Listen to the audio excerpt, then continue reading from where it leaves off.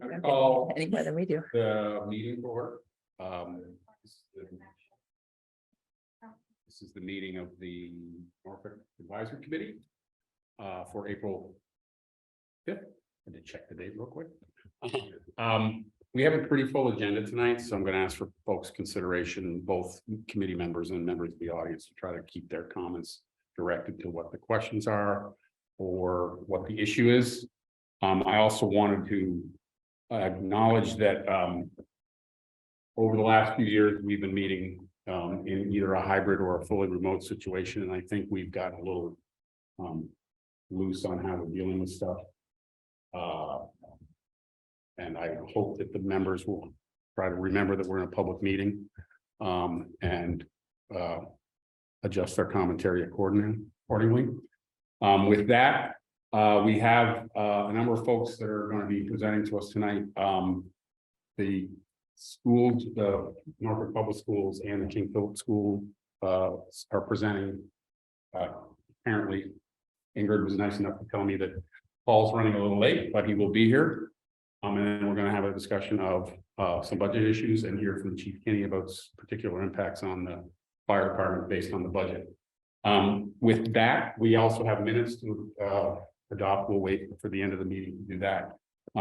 Jonathan has indicated that he needs to leave at 9, so we'll try to get as much done as we can before then, but it's going to be tough. But away we go. I'll turn it over to you, Superintendent Alardi. Right. I need to do a roll call. Thank you, Joy. TR Moore. Present. Thank you. Rob Garrity. Here. Mike G. Here. Brian Beachkowski. Yep. Joyce Terrio. Here. Jonathan Hurwitz. Here. Susan Klein. Here. David Lutz here. With that, I will now turn it over to Superintendent Alardi. Great. So thank you for inviting us to come and share our proposed budget request. We did have a public hearing on the budget a few weeks ago.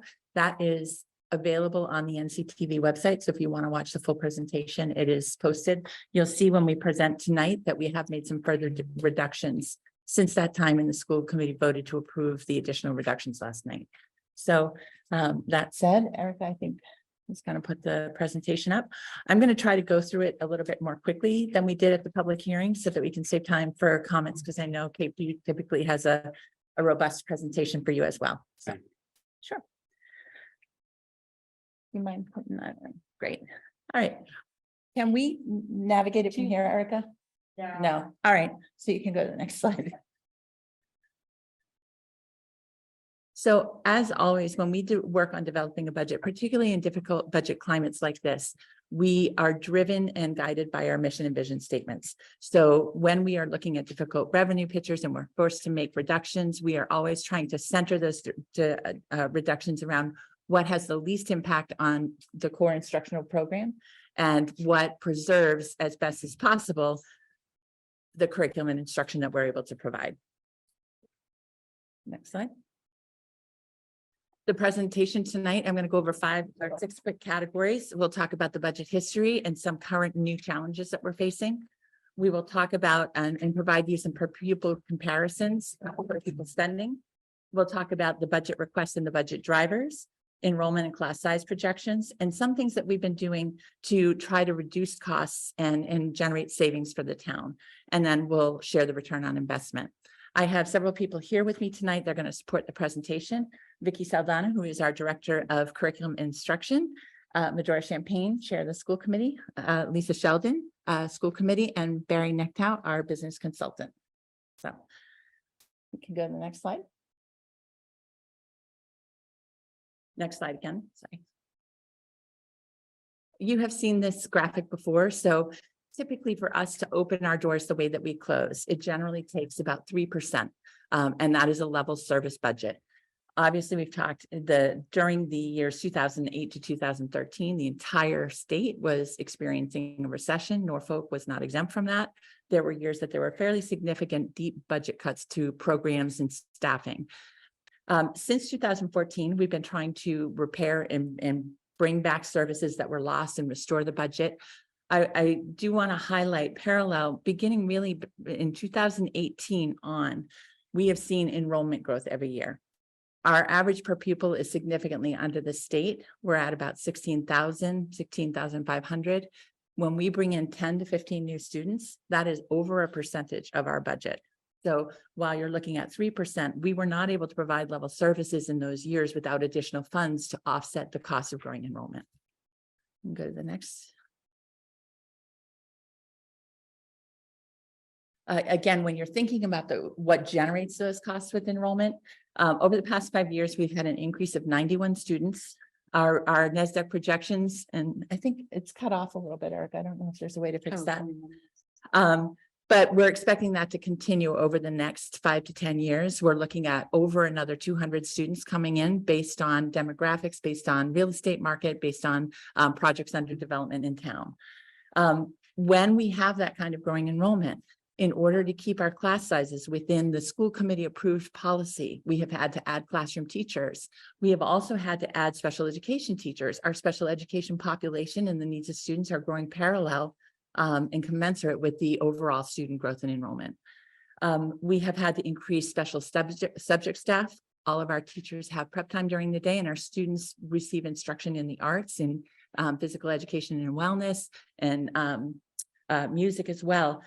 We don't have enough time in the schedule to add classes for those teachers to pick up. So we have had to increase staffing in those special subject areas. We've had to split lunches and add additional lunch periods because we can't serve all the kids in a 30-minute period when there's 160 kids in the grade level. So that adds the cost to the kitchen program, to the food service program, and to staffing there. And we've also had to increase our general education staffing.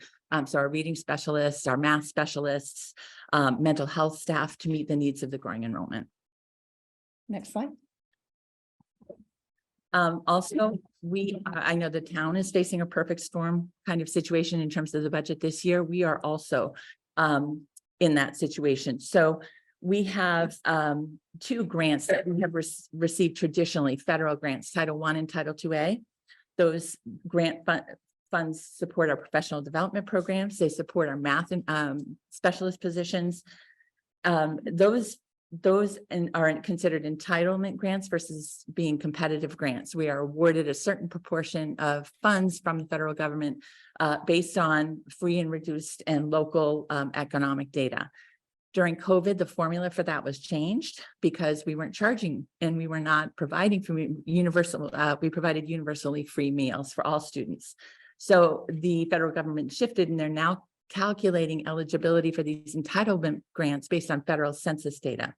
Norfolk's town federal census data underestimates economic need in town. So our local data shows that this has grown significantly. We were at 4.7% of our student population being considered economically disadvantaged in 2019, and it's up to 7.2% in 2022, and that's local data.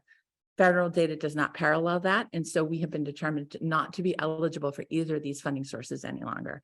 So we've lost the revenue from Title I, which is about $30,000 annually, and about $10,000 from Title IIA, unless the census data, and we can, we did send out reminders, ask people to fill out their census, but unless that turns, I don't see those grants coming back in the near future. I'll turn it to Vicki. She's going to talk about some of the new challenges that we're facing.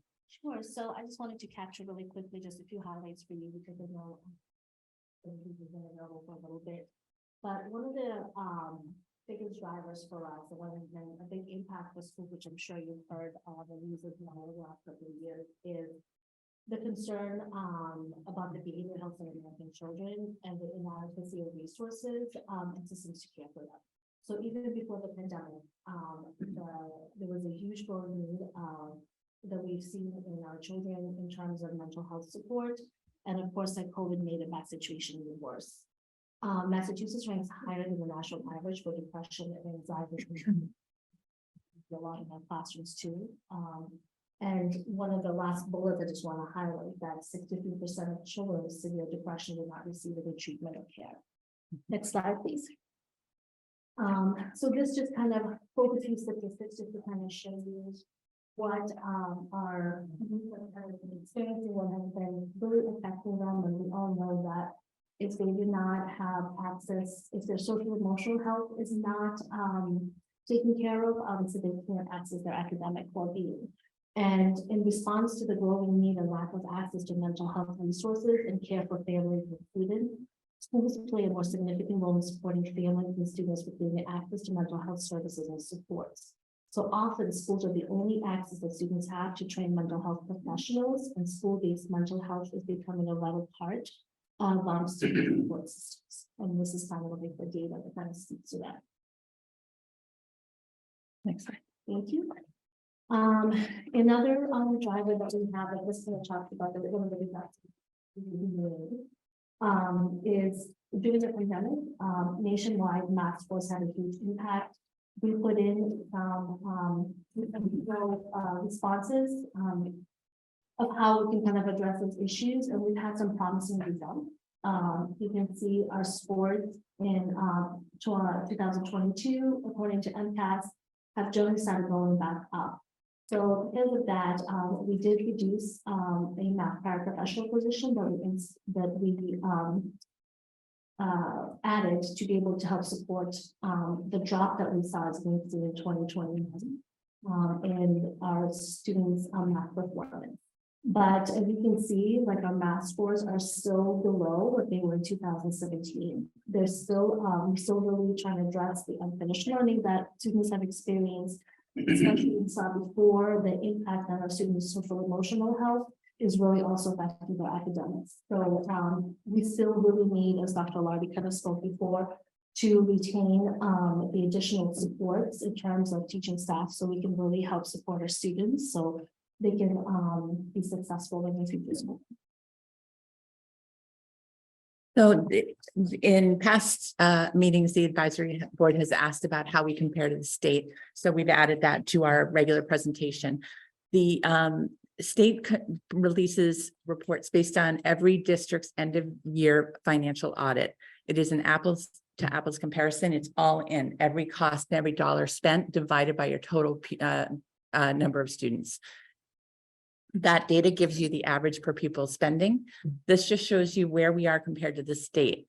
So back in 2015, we were making progress in closing that gap, and we were spending pretty close to what the state average was for per pupil cost. And again, this is where I was mentioning that the growing numbers, budget numbers, we were looking at 4.2, 4.4, but parallel to that, we had significant growth in student enrollment. So the gap between Norfolk per pupil spending and the state has grown significantly. And you can see in 2020, 2021, we were almost $2,150 less than the average per pupil, or the average town spending per pupil. Go ahead.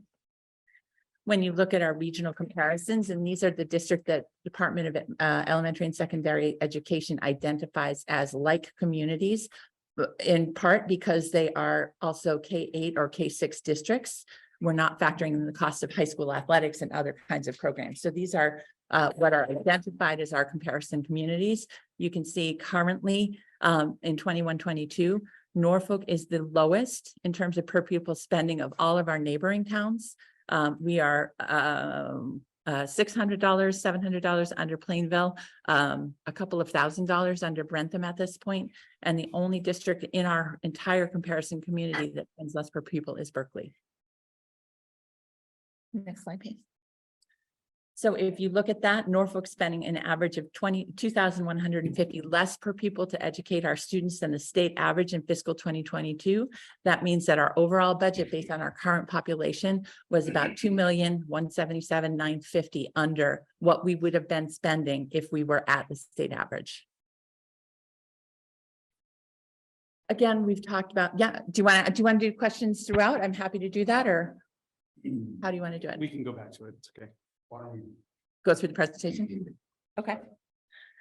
One of the things that is critical for us to consider, not just does every child that comes to school in Norfolk deserve the best quality education we can provide, we also do compete with local area charter schools. If our class sizes are higher than the charter schools, if we don't have the same kinds of quality programs, if we make reductions to the arts and we lose students, state funding follows those students. So I know when the select board presents their budget, they'll talk to you about the charter school assessment. We lose significant revenue per child. And oftentimes, if a child leaves school in kindergarten and first grade, they will remain in the charter school where they develop connections, develop a relationship, and become part of the community. So that cost is lost for multiple years. Next slide. I'm going to turn it over to our business consultant, Barry Nicknow, and he's going to walk you through our proposal and our numbers. Evening. So the school department budget request for fiscal 24 is $15,060,747. That's a 4.28% increase, or $618,000 over fiscal 23. The school committee and the school committee budget subcommittee has worked hard over the last several months to prepare a budget that's fiscally conservative and allows the district to continue to provide strong educational programs that meet the needs of our students. This request allows us to maintain reasonable services, meet our contractual obligations, increase budget dollars for special education, transportation and tuitions, allows us to maintain our share of a regional wellness director position. And Oh, really? How old is she? Someone needs to. Do they have a family history? Because that's little to, Do you know any idea what's going on?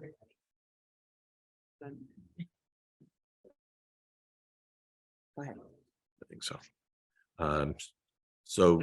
Where was it? Okay, so maintain a 0.5 math specialist position, provide appropriate levels of funding for our mental health staffing, and add a paraprofessional staff member to support an additional kindergarten classroom based on our kindergarten enrollment projection.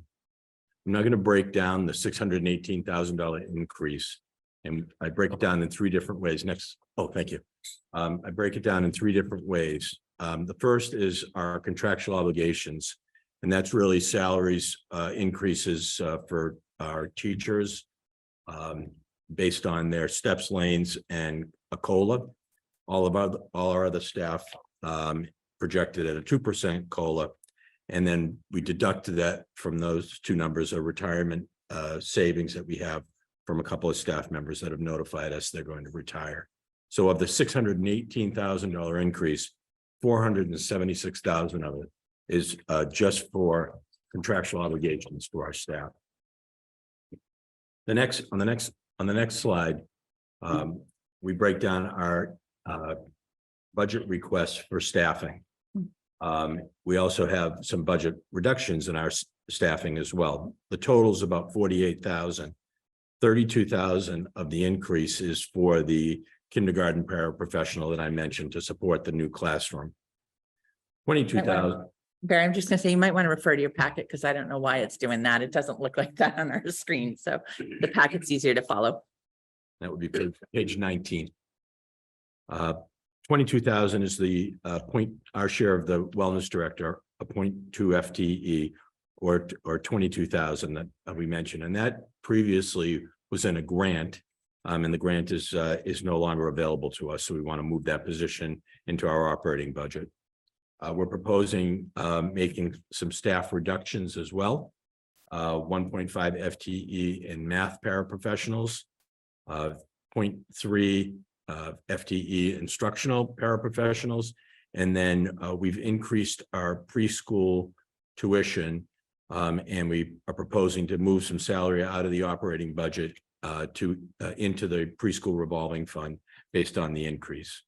And then the last position, new position, is actually moving a position out of a COVID grant that we'll finish off this year.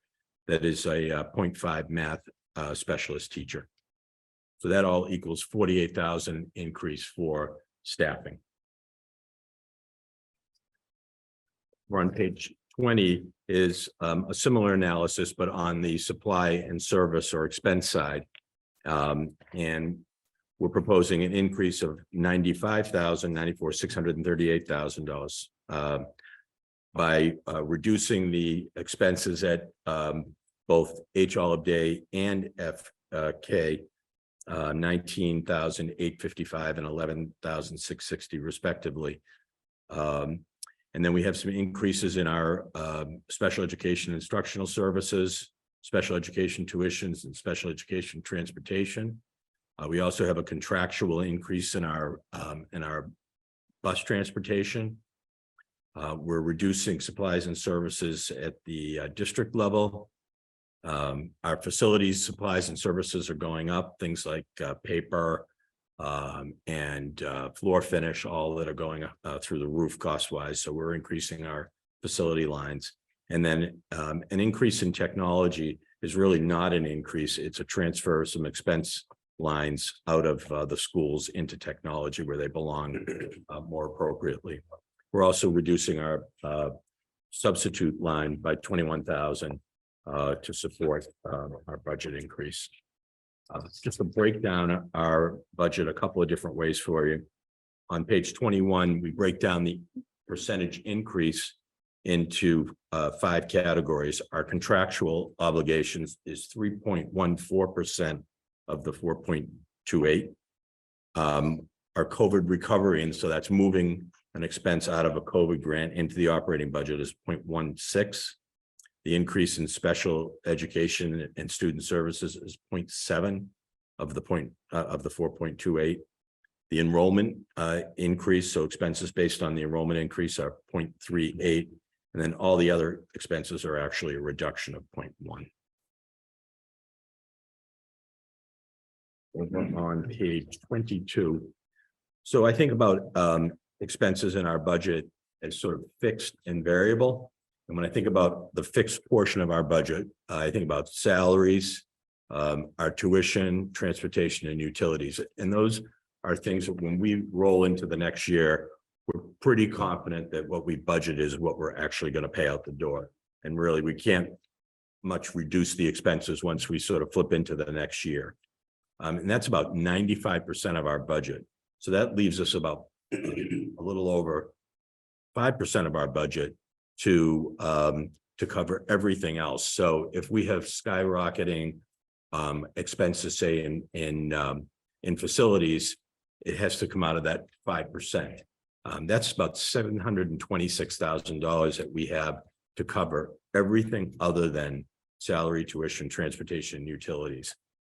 It's really the only place when we think about how we're going to reduce the budget during a school year, that's where we have to, those are the expenses that we have to sort of control over or that are variable. And then over on the last slide that I'll talk about on page 23 is how we break down the total budget by major categories. If you look at the 3 largest categories, they're all salary. It's professional salaries, clerical salaries, and then all other salaries. And added together, that's about 89% of our budget. So that leaves 11% to cover everything else. So much of our budget, like all school district budgets, is in salary. Back over to Ingrid. Thanks. Another piece of data the advisory board typically has asked us for is what our class size projections are going to be. Again, we have class size policies that provide a target class size and a maximum class size. At this point, we are at the maximum class size in almost every grade. We have not been near the target class size for quite some time. We also move teachers around every year to accommodate enrollment. So next year, based on our current kindergarten enrollment, we're expecting 164 students. We had one other year where we had that peak. That's all new growth. Our average prior to that was much closer to 135, 140. So we are seeing that growth come in.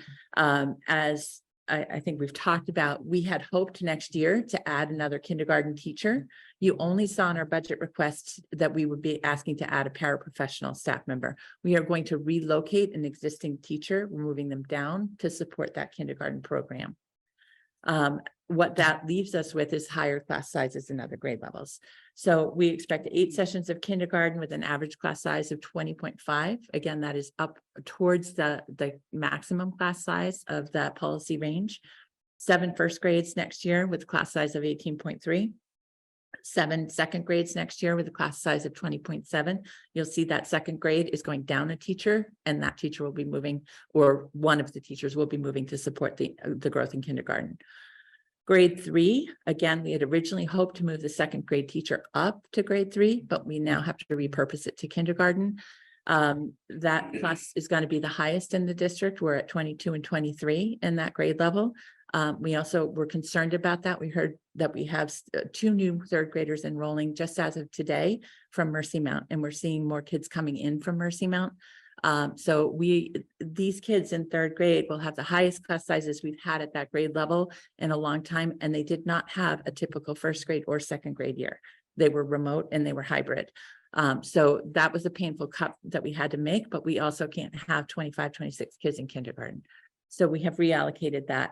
We will have 6 fourth grade sessions next year with an average class size of 21, 7 fifth grades with an average class of 19.4, and 6 sixth grades with an average class size of 21.3. So you'll see we're not asking for any increased staffing in teachers next year.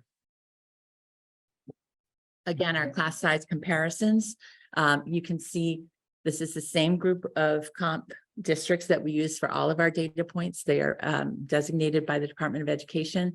Norfolk class size is on the higher range of our comparison communities, and it will be going up next year based on our projected enrollment. So we, again, Rentham, Plainville, Plainville's at the same place we are right now. Rentham has slightly smaller class sizes, as do most of our comparison groups. Next slide.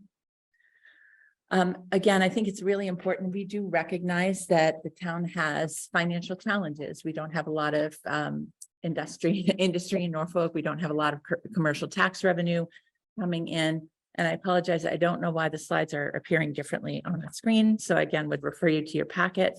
But every year we look for ways that we can save money and stretch services. The first thing, from a number of years now, we've had a shared facilities director and an assistant director. What that saves the district annually in cost is about $20,000.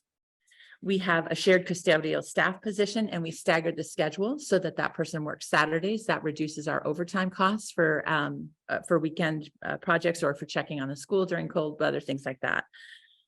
We've regionalized our school lunch program, so we do not operate that in isolation anymore. We have one regional food service director. Unfortunately, I'm sure that I believe Justin and I shared that with you, and I don't know if it was shared out, but our food service director passed away unexpectedly about 3 weeks ago. So we are in the process of rehiring that position. But that is a shared position between Norfolk, Rentham, and Plainville, and that generates about $15,000 annually in savings. We also cost share. We have a lot of required mandatory professional development that we have to provide staff annually. And we partner with our neighboring districts, sometimes with King Philip, also with Rentham and Plainville, to cost share the cost of those programs. That realizes it's about $20,000 in savings. Really critical, as I talked about earlier, we lost Title IIA, which is this funding source that we used for many of these things. Developing and expanding our developmental special education programs. Last year, we developed a specialized program for global developmental delays at our early childhood program. That has increased our capacity to meet the needs of students that come in with that type of need. And because of that, we are able to keep more students in district going into next year. Our enrollment in both of the programs we have will be going up, and that will save us about $130,000. And competitive grant writing, we had some good news today. I won't take Paul's thunder, I'll let him share. But the regional wellness position that we have been sharing with King Philip, Plainville, and Rentham, we wrote a competitive grant. We funded it for 3 years through that. But that position does a lot of grant writing. So we reported in our public presentation that we were going to see $47,000 in grant funds coming into the district. Dot Pearl, our director, also wrote a federal grant for improving school safety that she received and was awarded. That's another $53,000. So the $22,000 we're keeping in the budget to retain her position. She's bringing in significantly more to the district in grant writing. We also have an $100,000 pending school safety and security grant for facilities improvement that was jointly written by our facilities department as well as our technology department. We're waiting on that one. I think it's really important. Again, we've tried to be very fiscally conservative. I'm going to walk through at the end of the presentation. Prior to the additional cuts we were asked to make by the town, we had already cut our budget from level service by $450,000. So I'm going to outline what those cuts were because you're not seeing them in this presentation. But there's a lot of things that we're not asking for that are critical needs. Again, the classroom teacher that we had hoped to add, that's about a $68,000 cost that would have been for kindergarten, allowing us to move second grade up to third to keep our class sizes lower. If we had been able to add that position, I would have had to increase art, music, and physical education because we don't have enough time in the schedule to provide that service for that additional class. We are cutting a 0.3 paraprofessional that is stretching programs. We would want to restore that. We've wanted for a number of years because we have grown significantly and our special education population has continued to grow. We need additional staffing for a team chair. We only have a part-time person that leads team meetings and meets with parents, sets up educational testing, all of that. We really need a full-time position, but we are not asking for that. Tech support, we have 2 people for break fix that support over 2,000 users. It is nowhere near the industry standard. We have 1,000 kids. We have 200 teachers. We're supporting parents and families at home. So we're really short on tech support. And a lot of our curriculum is technology driven. So we've needed that for a while. We're not asking for that. We reduced the secretarial position a couple of years ago at the Freeman Kennedy. It leaves us stretched, especially at arrival and dismissal time when we don't have 2 people in the office. We have a critical shortage of substitutes. We had in the past had a floating substitute for special education that could cover team meetings. We can't afford to bring that back right now. We've needed support with educational testing, which we are not restoring. As Vicki talked about, we are seeing some recovery in our math scores. We have done a lot of work around curriculum. Vicki has done a fantastic job of really analyzing the data, bringing in resources to address unfinished learning, helping kids shore up essential skills. But we're not where we want to be. We had added a 0.5 math specialist and 2 support positions. We are cutting both of the math support positions and trying to hold on to that 0.5 math teacher. So one of those is actually going to be a layoff, and the other is a position that's currently unfilled that we will not fill. Our library program relies on assistants. We don't have staffing in there. And as you know, in this economy, we have fewer and fewer volunteers. So we had hoped to add support there. Again, our health program was cut during the recession. We have not been able to bring that back. Our physical education teachers do teach health and nutrition as part of their curriculum, but it is bound to the capacity of the staffing we have and the time we have allocated. So those are things we had hoped to bring back. You've seen for a number of years, we would love to make the band program free and available to every child in Norfolk. Right now, there's the band fee that is prohibitive to some families. While we offer tuition assistance with things like that, it would be far more accessible to the public if it was a free program. We also are in the middle of an English language art review. Our English language art scores are not as strong as our math scores, and they are not as competitive, and we need to look to replace that program. There's a significant cost to new curriculum adoption, and we're going to have to defer that until fiscal 2024. And I will turn it back to Vicki, and she will talk through the return on investment. So, these are some of our things that we're really proud of Norfolk, and they say it takes a village to raise a child, and I feel that is really true. And I think that a lot of things we celebrate is because of our strong partnership with our community, with our families, with our school committee. We have, because of you, you know what I mean? Like, it's the reason that we're able to kind of celebrate some of these successes. We have one of the things that we're really unique is that we have a really high teacher retention rate. And then that is because our teachers do feel supported by everyone. I think that that is, especially in this economy where there's a big exodus of teachers, that is really something that's very unique to Norfolk. We do have strong research-based programs, especially our social emotional, which kind of results in us having lower than average rates of student discipline and bullying incidents. Although Dr. Lardy said we're starting to see kind of that these are starting to be hard to maintain because of our budget that's so like we like to continue to offer the strong programs, but there's funding that comes behind it. We also have an outstanding arts education program, not only like everybody knows about our band, who just won. Yeah. MICA. The MICA Mhm. competition. Yeah. So it's really a unique opportunity to have our kids be able to be well rounded. And we all know music and arts is such an important part of a child's development as well. We have an amazing tech program where other districts will come and visit to be able to see who they try to model after us. So, and as the next slides kind of show, I'm not going to spend time on them, but we do outperform the state, and we were even able to do that during the pandemic when there was such a severe drop in student performance. So, thank you to you from us too, and like I said, we really value your partnership, and I think that's the end of our presentation. One other thing I just wanted to walk through, you have an additional handout. I think, Justin, you might be going over this slide too. We worked together on this.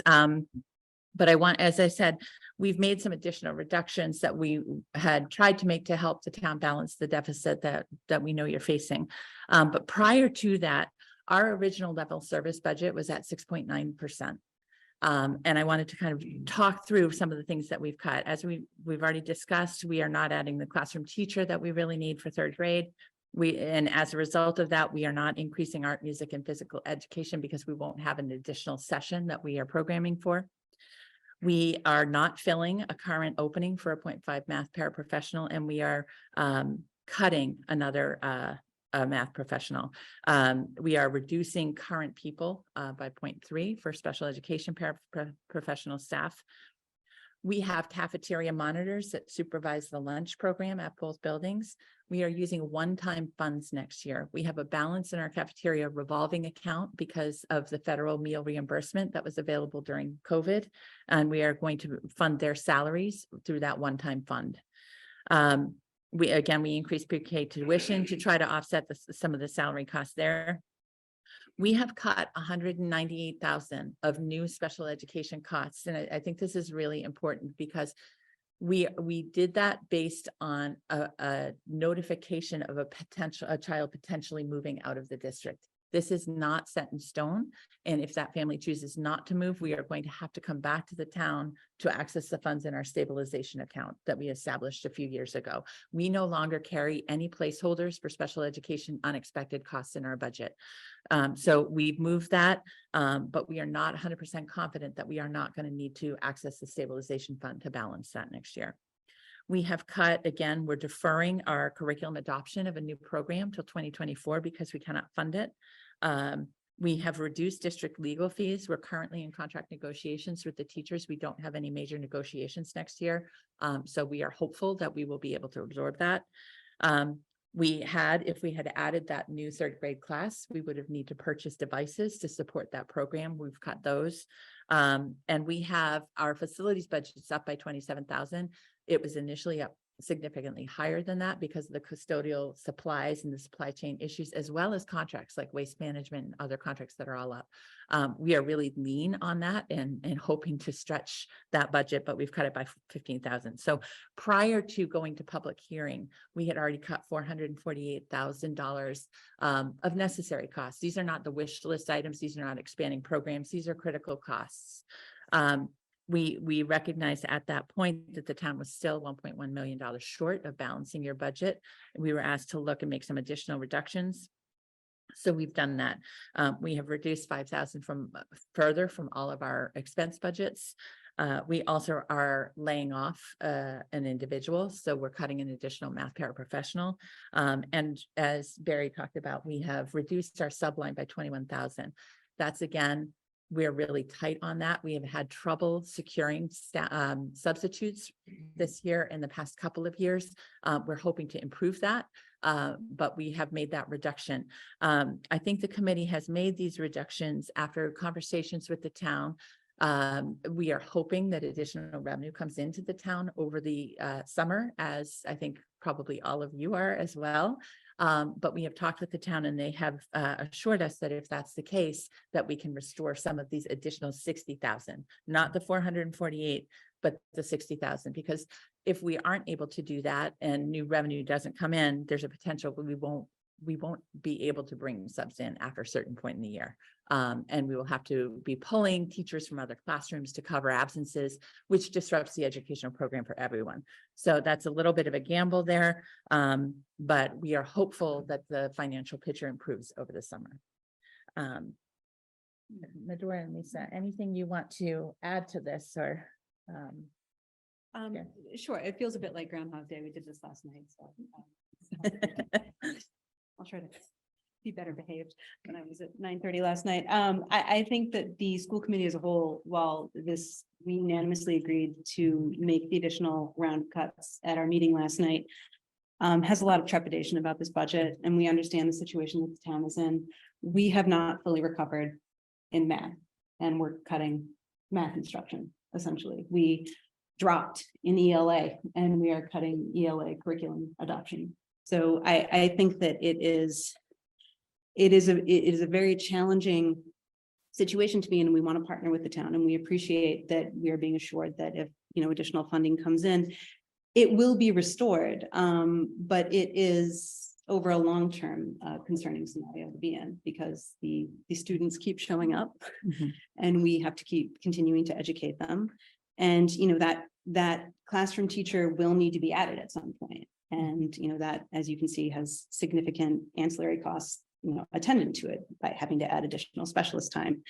We will need to adopt a new ELA curriculum at some point. I think we deferred curriculum adoption last year as well, too. did we Yes, not? we Yeah. So we've been kicking cans down the road consistently, and, all under the umbrella of never having fully recovered from the cuts that were made during the recession. So we've been kind of limping along, playing catch up, and appreciate that the town has consistently, when able to, given us bigger bumps annually year over year, but it is just still not commensurate with the growth that we're seeing in the student population and the challenges, frankly, that they're facing in the wake of COVID. So while we appreciate that, it's just not sufficient to feed the need of the educational system at level services. So we knew that level services was not going to be funded even in a perfect year this year. To cut it so drastically from 6.9, which would be perfect level services, meeting the needs of every student in the district, to 4.28, 4.23, whatever it ended up at last night. That's $500,000. over 200 basis points in reduction. I mean, it's a tremendous reduction. And I personally have a lot of concern about where we are headed. So Lisa, if you Yeah, no, agreed. I appreciate the town wanting to be good partners to us. We absolutely want to be good partners with the town, but this list right here is a list of needs. These are positions you need to run and maintain a school. And for the last time, you might be hearing me say this, the fact that we are not adding this third grade class, and these third graders will not be in classes of 23 kids. These are the same kids who have not finished one normal year of school. They're hybrid kindergarten. They were masked all at first. Those are the kids who learn to read in a mask, who learn letter sounds in masks. Not debating the merit of that, but that is a fact. That is what they had to do. And now we're putting them into third grade, new school, largest classes. Welcome to the MCAS. Biggest class. And what I'd really like to point you to in the presentation, and really take time to take a look at, is the trends we're seeing in the graphs and charts that were provided. We are falling further and further away from the state average. That gap is widening. And in the charts that show per pupil spending to comparable towns, we are falling lower and lower and lower. When I first moved here 6 years ago, we were somewhere in the middle. Again, for the class size, the same thing. We've moved lower and lower and lower. So this has become a trend, and I'm very concerned about not only this year and the cuts we've made and the impacts it will have to the kids this year, but the trajectory we are on if we don't do something about this. So again, the cuts we made, we are partnering with the town. We know we have support from the town. We have a good relationship, but really did want to express my concern about these for next year and for the future. And just one more, I don't know if we spent enough time on it because I think it is telling, it's one measure of data, but it's one of the only objective measures of data we have as far as elementary student performance is concerned. If you look at the MCAS scores that are on slides 33 and 34, so whatever page that equates to, you saw we did recover in math. We recovered up to a 64%. Prior to the pandemic, we were at 69 or above consistently year over year. We have recovered to an extent we have not recovered. And we are eliminating math support. So that is something that we need to do to make this work for everybody, but it's not an excellent choice. And if you look at ELA consistently before the pandemic, we were at 66, 67 going into 2019, 62 last year. We dropped 12 percentage points in performance on ELA. And the curriculum we want to adopt that we are deferring is an ELA curriculum. So They're all really tough choices, I think is the point. And again, going back to the slide where Barry shared, 95% of our costs are fixed costs. And, we don't have room. We didn't have other things that we could cut other than these. So nobody's saying these are great painless decisions. These were painful decisions, but we couldn't reduce another teacher without being over and exceeding our class size policy. We have already got, our HR office we have one HR director who also does payroll, who has no clerical support. She's doing 3 people's jobs, and we've never been able to bring back the clerical support to central office that we've had. So we don't have other places to look. We've tried to make, again, consistent with our mission and vision. We've tried to make the reductions that will preserve the best quality educational experience for our students that we can. But this is the only way we can get our budget into a position that you can consider in terms of affordability. Thank you. Members of the committee for questions? Nothing? Maybe not a question as much as a comment. Yep. How do I phrase this? I just heard some mixed messages from you, right? Around one is our gap between our funding per pupil is widening between the state's funding per pupil. Yep. And then we immediately pointed to these MCAS scores as a measure of the quality of schools. Yeah. This is not showing a problem, right? What this tells me is, I don't think we necessarily need to keep up with the Joneses in terms of the state funding per pupil to still deliver quality education. We're clearly doing something different than state average. I think I'm saying that's commendable, right? But I'm not saying that we don't need to invest and get more teaching professionals and those sorts of things. I just think that the message of the gap is widening with the state average, that's a problem. Mhm. Now look at how we're doing compared to the state average, consistently much better. Those two things don't go together. In my mind, they don't necessarily resonate. It's either we've got educational problems because our funding is not at the state level, or we don't. And it's a little confusing in terms of, I just think that we might be oversimplifying the quality of the schools that we have compared to the state average. We're clearly doing something better and different, right, than what We might are. be going on in most communities. So I don't think just simply saying, well, we need to get up to the state average. Mhm. For what purpose, right? Ultimately, and I don't want to boil everything down to MCAS, but if you're going to use this as kind of we're going to hold this up to demonstrate the quality, like it's a little incongruous, like those two things. And I'm happy to speak to that. I think in one of our slides, we highlight that Norfolk sees a better return on investment than many. And part of that is because we have highly qualified teachers who stay with us, and teacher retention, they participate in all of our training, they're highly skilled. So you are getting a better return on your educational dollar than other places in the state. At the same time, when we compare our MCAS data and we show that we have been outperforming the state, if you compare our MCAS data to regional communities that Norfolk prefers to compare to, we are not at the top of the pack. So while we are performing better than the state, we're not performing where we would expect our Norfolk schools to be performing based on the demographics, the preparation students come into school with, and what we know is possible given the staffing that we have. And that is a budget driven. So I hear and I appreciate your argument. And I do think that Norfolk, we want to say and highlight and celebrate for the community that every dollar you spend, you get a better return than most other communities get on that dollar, for many of the reasons that we outlined. But we are not where our kids are capable. And you can see from 5 years ago, our students were performing significantly better than they are now. And that trend is going downwards. So that's what we want to address. But thank you. And that was I honestly rarely even look at the red. I'm tracking more our individual student performance in the town, which has dropped. And it dropped precipitously in ELA year over year with, that's only, that's just from the standpoint of kids needing to catch up. So I think we had a similar conversation with the advisory board last year. And so I appreciate the sentiment. Thank you. And then one more quick comment. I realize this is a drop in the bucket for the overall budget, but also hearing that paper costs is skyrocketing in our budget and then looking around, we're rounding paper. Let's make a change. We don't need this paper. Yeah. Send it to us an email, ask us in advance who needs a printed copy and provide it to those people. And I'm just extrapolating. If we're doing it in this meeting, it's happening in every meeting. And it's not just the schools, it's across the board. We're completely drowning in unnecessary paper because I'm gonna go throw this out as soon as I get home.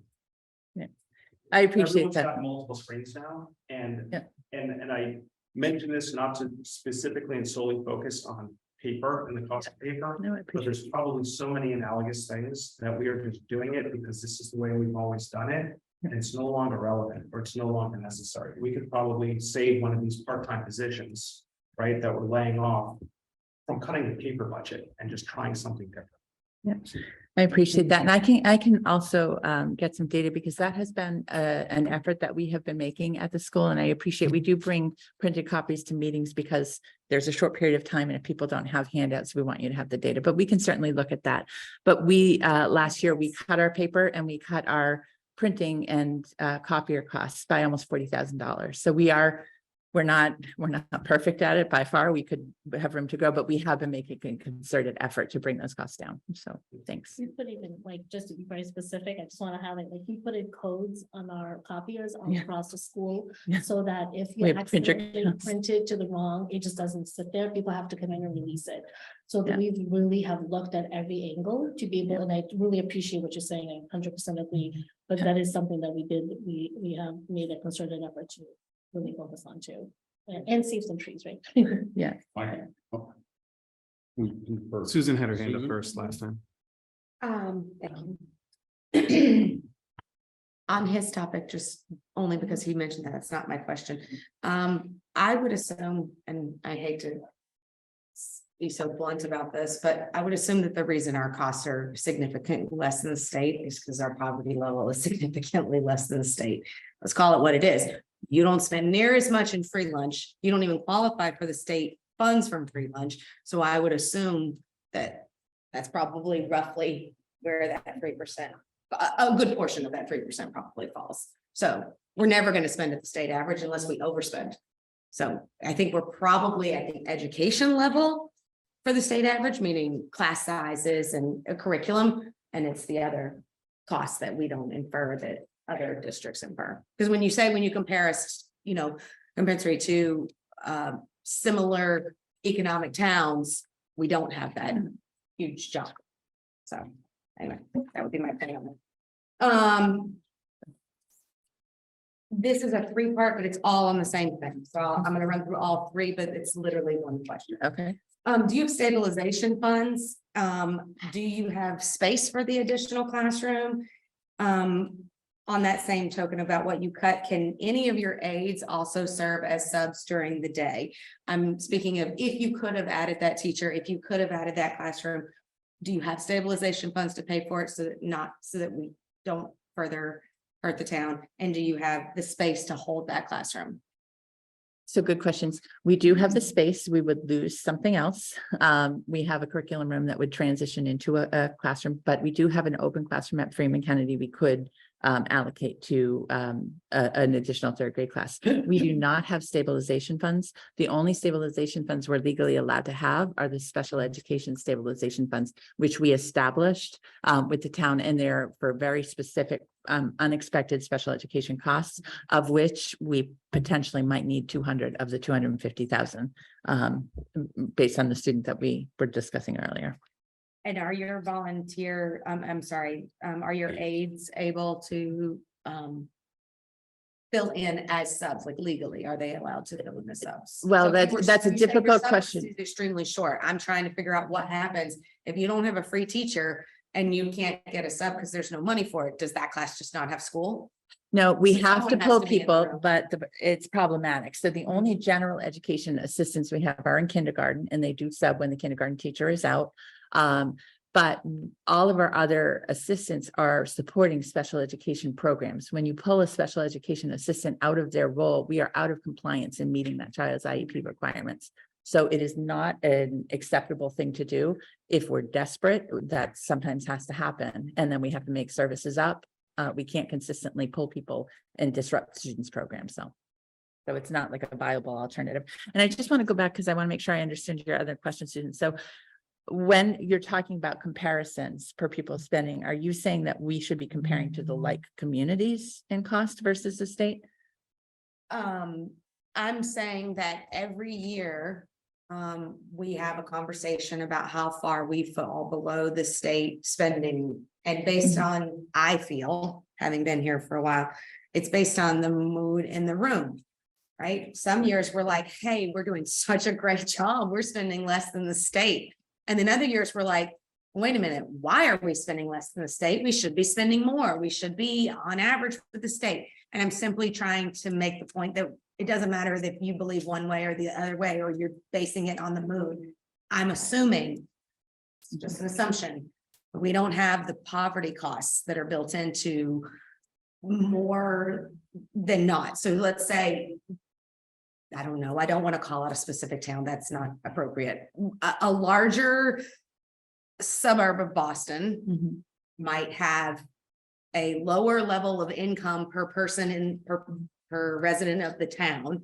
And also they have a higher number of children who qualify for all of those services, which are built into our costs. That's additional lunchroom services. That's more lunches that they're serving, less that are being brought from. I'm just making the analogy that Yeah. I don't think we'd ever be really truly spending at the state level because those costs don't come into play, which is all part of the bubble of what it costs per student. You Right. take the total of your budget and you divide it by the number of students, and that's how you get to that. So And in it's all those bigger urban districts, there's significantly more state aid and state funding that goes into that. So Norfolk's not eligible for most of that. So I see what you're saying, but I think also when you look at other communities that are like communities that are similar to Norfolk in terms of demographics and poverty, we're still spending under those like communities as well. And when you think about services, we don't have the same class sizes. Our class sizes are higher. We don't have brand new curriculum to support the ELA, which many districts have already moved forward with adopting. We don't have a foreign language program. We don't have a health program. So we are underspending for what Norfolk would like in a return on its investment. I don't know. if I that makes meant sense. it in more, Yep. it's not like you should be spending more or Yep. we should be spending less. It was explaining that Yeah.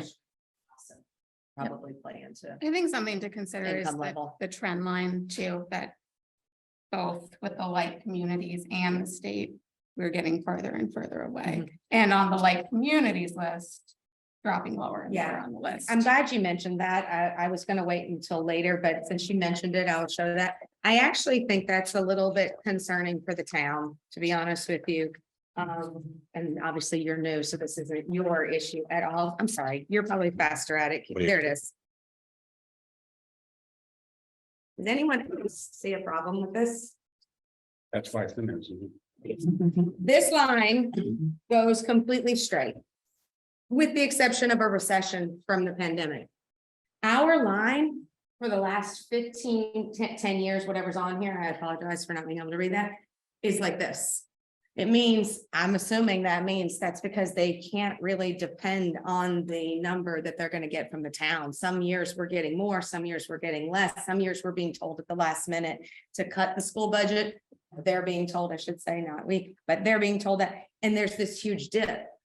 And I would think that, like with anything in life, some more stabilization. In general, I don't mean stabilization funds, I mean stabilization across the board of being able to predict what the schools are gonna get, being able to predict what you can do every year without this. Oh my God, we had to cut this and it dropped our levels.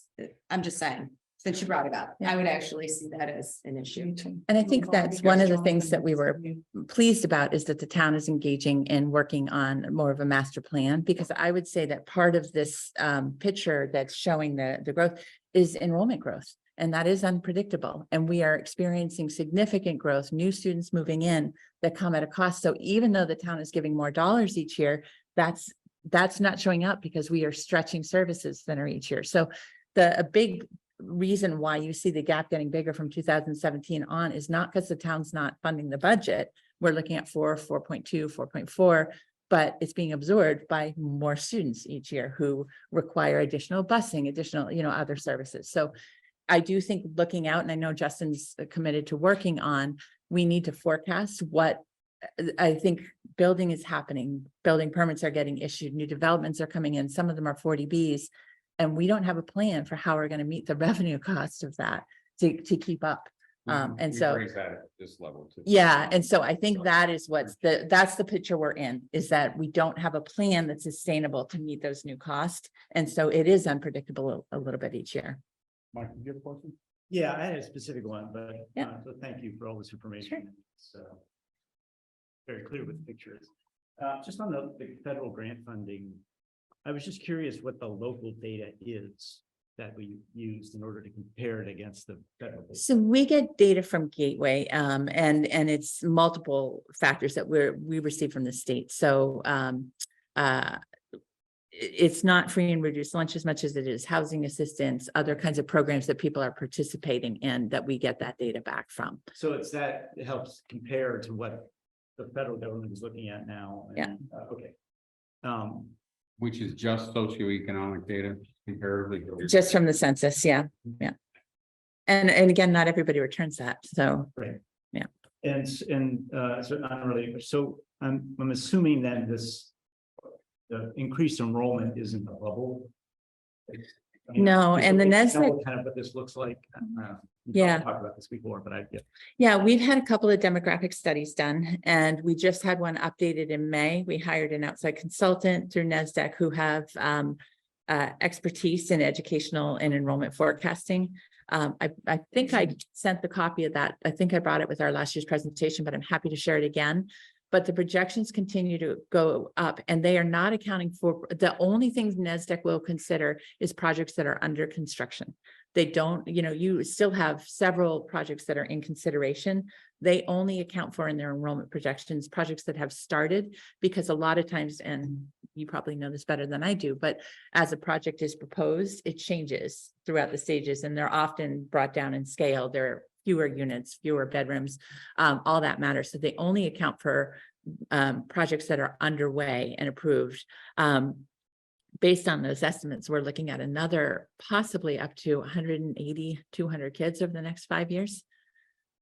We don't have space for those kids. And we don't have funds that's where the forecasting in the long range planning is going to be critical, because we have to bring every kid in that lives in town, and we don't have the space and we don't have the revenue. And that's I think what the point was, is the concern is that you're getting a good return on your investment now, but it's not sustainable with this kind of growth without parallel growth in funding. Yeah. Thank you. Thank you for the effort you've made. I know it was, you're not cutting fat, you're cutting marrow. I get that. That large a budget cut is significant. I was on the Board of Selectmen in those years on the left hand of the graph where Yeah. everything was under zero. So I really know what you're talking about. Just a clarifying question. What was your enrollment projection for next year? We'd have to go back to the enrollment slide.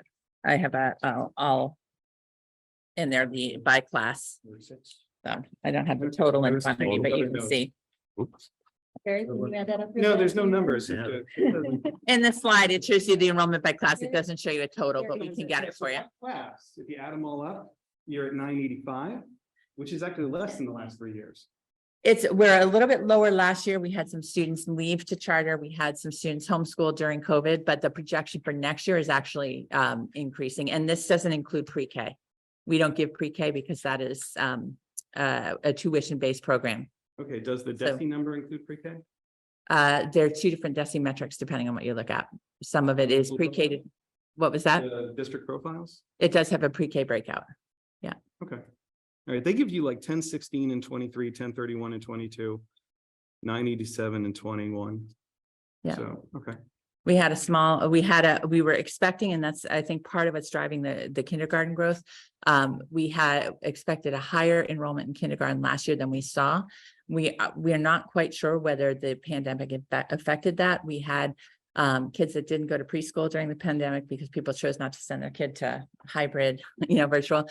So we think people held kids out and now are returning kids. So we're seeing that growth. Anecdotally, there was a lot of redshirting of kindergartners that happened this year. If they were close, if Yeah. they had a June to May to August or something like that. I mean, there's a group of kids that are going to be phenomenal athletic prospects in a couple of years because they'll be the oldest ones in the group. And our pre-K, I would just say too, our pre-K, the size and enrollment in our pre-K is capped by space, not by need. So we have 60 families on the pre-K wait list that we can't bring in because we don't have the capacity or space to expand that program. So that has an impact as well. Okay, and since everyone picked on per pupil spending, I think the like communities one is very relevant. This one, I could sit here and say, well, it's a state average, which includes all the K-12 districts. And a K-12 district is traditionally per pupil more expensive than a K-6 district. And also, Susan, I think the line is flatter because it's 290 districts versus one, so it blends out. So I don't think it says a lot about like Norfolk's inability or beckishness. I don't know what the word is, but like I don't think the town kicks you guys around. I No, I think the think town you're tries to be a good partner. No, I didn't mean that. We at all. agree. This is my fifth budget. I Yeah. mean, it has consistently been a collaborative process. Absolutely. Whether it's More questions that I'm trying to. good or bad. Yeah. You can talk about. Also, well done. Brian. So my one question actually kind of builds off of that and probably it's a comeback. That's with information is what is the total enrollment by year since like 2015, where we show the cost per pupil and we have the budget increase per year. I could kind of go back and do the math and I can send it to you guys. that would be helpful. If enrollment increases is driving budget decisions, I'm just kind of surprised we haven't seen enrollment changes over the last 5 years in here. Yeah, I can break it out for you separately, but we have seen those variations and increases. It was 91, we're up 91 students from where we were 5 years ago. That's spread out, that growth has been spread out over that time, but I can share that, and that's K-6. I can send that to you. Jonathan, do you have another question? Sorry, just to follow up from where I started. If we would prefer to compare our performance against like communities, we're missing that data. Do we? We have it. class size, but I think if we're gonna try and Yep. measure our per pupil spend, not against the state, but against like communities, we ought to be able to look at our MCAS scores against like Yep. communities. So if you go on our district website, we do a baseline and benchmark report for the school committee every year in January. All of our academic comparisons to these same like communities are there. So I don't bring it generally here, but I'm happy to. How are we doing against like communities? Are we? We're not at the top. We're in it's different by subject area. And it's gone down in terms of math, science and ELA. Our math scores are higher than, but we're not at the top of the pack than our ELA. Are we out? From the performance metrics, are we outperforming our per pupil spends? Because we're at the bottom of that list. A little bit. But we're in the middle of the pack and on the lower side in some categories. But if you go right, it's right on the front page of our website, and there's a ton of other data in that report as well. Sure. We're MCAS is lower and our ELA scores last year were lower than our sister communities. Rentham and Just- Plainville. Yeah, just to kind of give you an idea, but it's in that report. Sure. Anyone else? Can we move on to the KP presentation now? And I would love it if you guys could come to the table, which means someone down there. Yep. Okay. But we'll give you space here. Yeah. You're short of space. What a sacrifice. To run outside for a minute. I'll be back while all. Very excited. Thank you. Broke down. It's got all of our academic and then our local data and.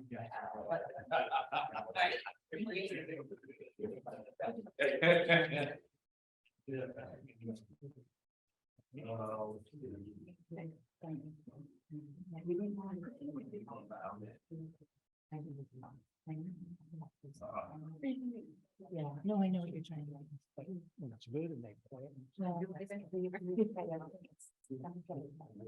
Thank you all very much. Thank you. Good night. Oh, yeah. Don't smile too much. It's hard not to. Hey, long time no see. Like deja vu all over again. Oh, I know, only 2 hours today, Oh. short day.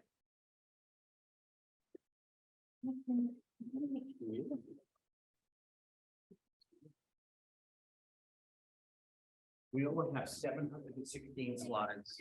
Full. Jim told me to make it long, so. Remove my extra. Move to drop the selectmen's budget. That's about it. Mike knows better. I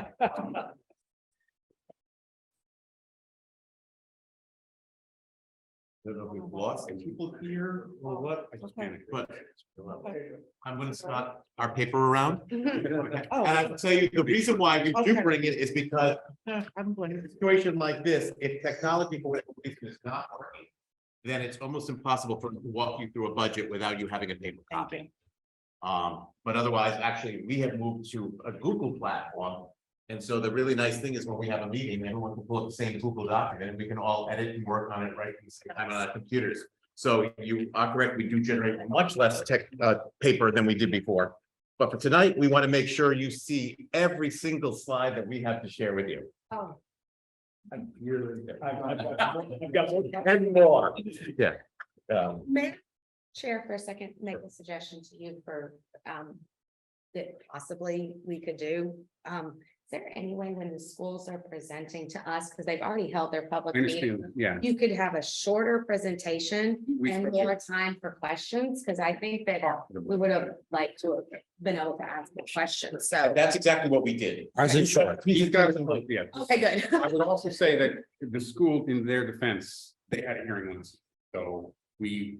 Didn't have time to Yeah. watch it. No, I get it. I just was hoping that we could maybe do that for this one. You'll be pleased with what we're Yeah, it's questions and interface with you. It seems, I can read this on, while you're talking and then we can move on quicker. So. All set? If we're all set, sure. And so Thank you very much for coming. This is Paul's last meeting with us, and it is. congratulations. Thank you very, very much. Yes.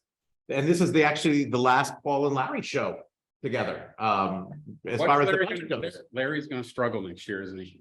Well, my friend Rich is coming on board and I'm happy to do the transition and I have been telling him over and over how excited he's going to be now the Rich and Larry show rather than the Paul and Larry show. I do want to begin by thanking all of you. You are correct. After 5 years here at King Philip, I am retiring on June 30th. But I will tell you that after 36 years in education, my last 5 years here in King Philip have absolutely been my happiest. And certainly part of that is because of the huge support that King Philip receives from the community, from the school committee, from the 3 towns, from all of you. And so I can't begin to express my appreciation for that. And so I just want to make that statement publicly. Thank you, Paul. Thank you for your time with us too, so. Thank you. That being said, when I first arrived here, we had a lot of people who paid attention to the budget. So Larry, in his effort to make sure that every question was answered before it was asked, had slide shows that were over 100 slides long. We heard how much you enjoyed those. We know you continue to ask for them again, but we worked really hard to go in a different direction this time. Thank you. So what we have is a very brief summary and actually much briefer than what I think Norfolk has presented to you. Not because we don't have as much important information to share, but we wanted to really be respectful of your time and knowing that we had the hearing already. And for those who wanted to either watch it on TV or come to the hearing, could have already done that. So that being said, we'll move right on to the first piece. The reason why we're showing enrollment to you is because enrollment is important later on in the formula. So it's important for you to know where Norfolk, Plainville are as far as the enrollment percentages of our total enrollment at King Philip. With that said, she's perfect. It's doing that for us. What we do want to show you is that the enrollment trends are exactly what Dr. Alati mentioned. What we're seeing is we're having more of our students who are attending King Philip coming from the Norfolk schools. That is problematic for you when we look at the formula, because part of the formula for the assessment is on student enrollment. And so as you can see, both Plainville and Rentham are trending down slightly. Norfolk is trending up. So then as we look at this, you know that our budget is made up by various income sources. And so we have state aid that comes in, then we have some grants and other sources, some local funds. And finally, what we have are the assessments from the communities. And that you make up really about 75% of the or even more of what funds our budget. But just to share with you about state aid, you can look at the various areas that we receive state funding, Chapter 70 being the primary piece of that, transportation reimbursement, charter tuition reimbursement. And you're aware that as Dr. Alati talked to you about students going out to charter schools, the first year that they go out to charter schools, we receive some reimbursement back on that. As they stay out in the charter school with each continuing year, we don't get that reimbursement. We lose the funds, but we don't get them back in. So there is some charter reimbursement here, but it's going to be offset by the amount of charter costs that come out later on. So what I want to point out to you in this particular slide is the fact that our Chapter 70 money is not going up proportionately with what we need to run a school district. In fact, our Chapter 70 money, when we're looking at state aid, is going up by about 1.5%.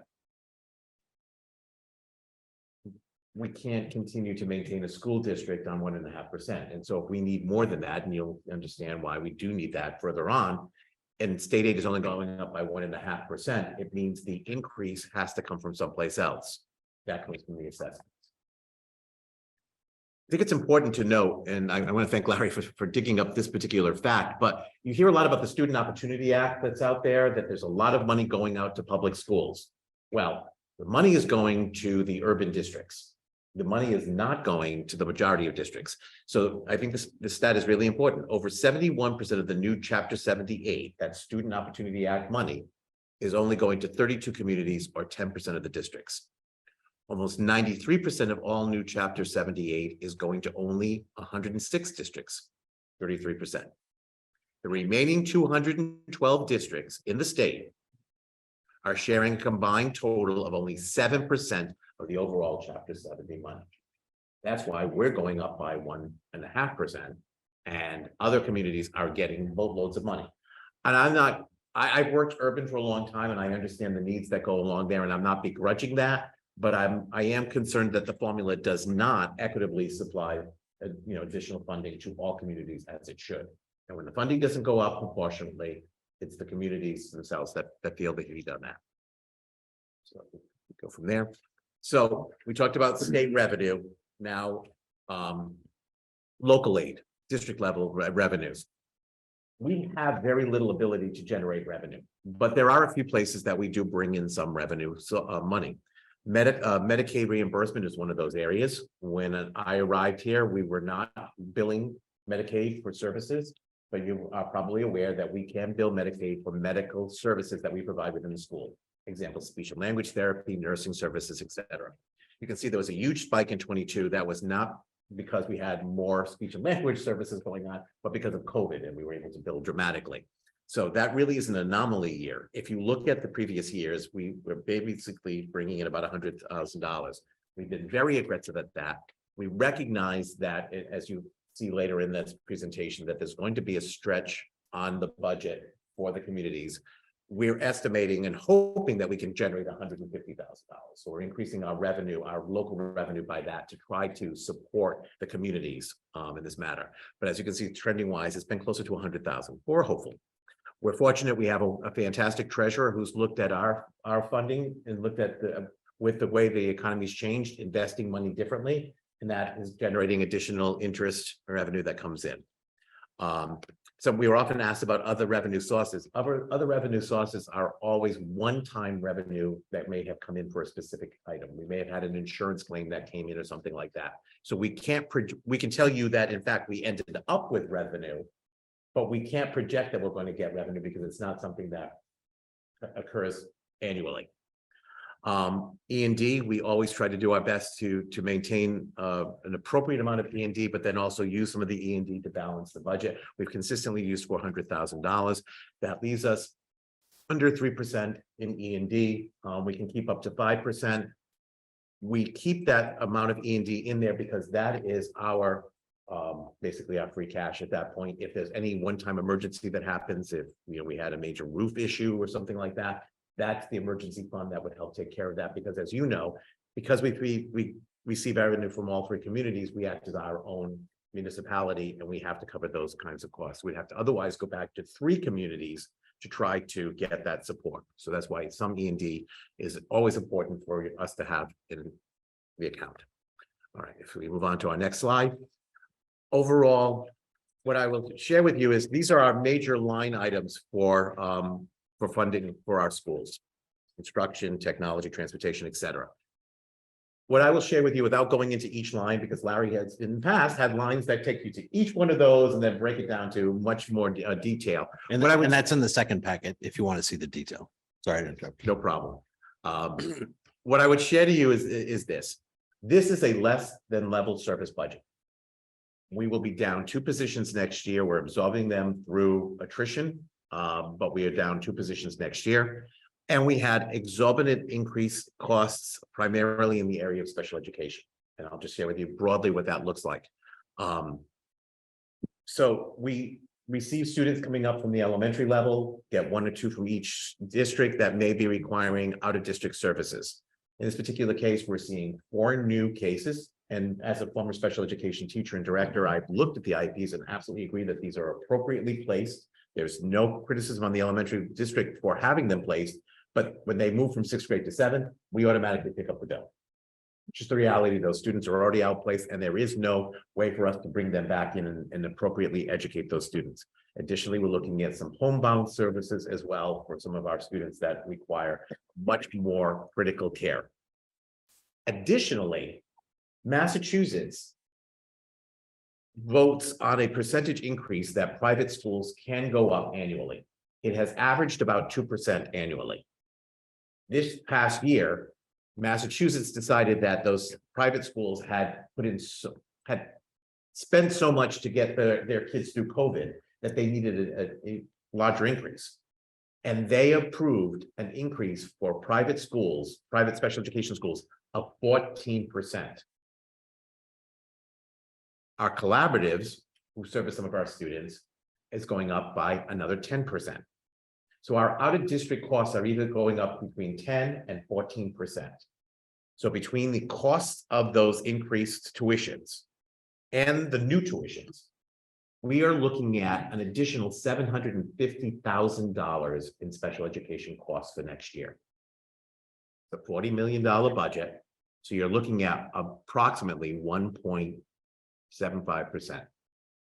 So when we tell you that our overall budget is going up, or we need about 3.9%, I think it's important to recognize that right off the top, 1.75% is covering those new special education costs.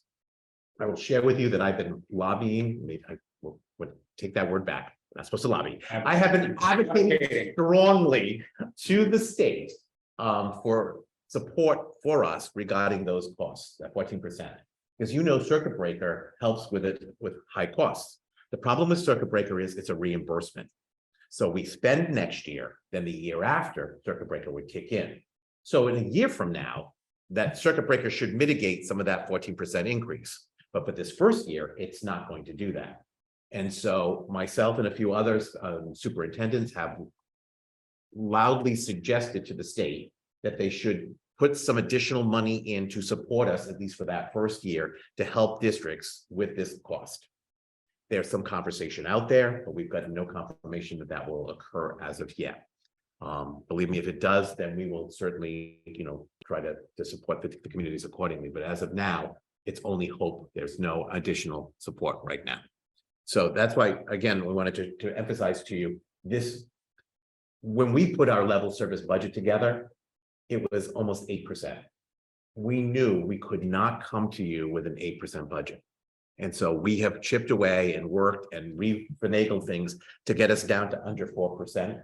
Because we know that even by coming to 3.9, because you're making up for the state's deficit, your assessments, even in the aggregate, will be more than 3.9%. So if we can move to the next slide. Basically, just breaks down again, state aid. Just kind of looks at it in a different way, where does the 3.9 come from? We'll keep moving us along. Okay. So this is where we get to the formula for assessment. And this is where Larry can explain it much better than myself. And so I'm going to ask Larry to take over because I've done more of the talking than usually happens in this presentation, but All good. it's good.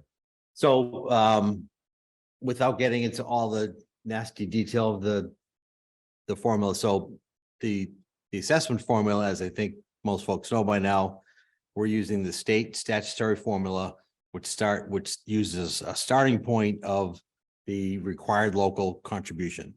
And then, as Paul mentioned earlier, anything above that is distributed amongst the towns based on the enrollment percentage. That's why those percentages we showed you at the beginning are very important, and why Norfolk ticking up is going to lead you to here. These factors that we're showing here are key ingredients that feed into the required local contribution and are going to help hopefully explain why Norfolk's number is what it is. So one of the factors is foundation enrollment. That's different than the enrollment we showed you on the first slide because it includes students that are out on choice and charter because we are financially responsible for them. So those are included in the count. As you can see there, Norfolk went up. Well, Rentham did go up as well, but Plainville went down. So that's a little bit of a tipping of the scales.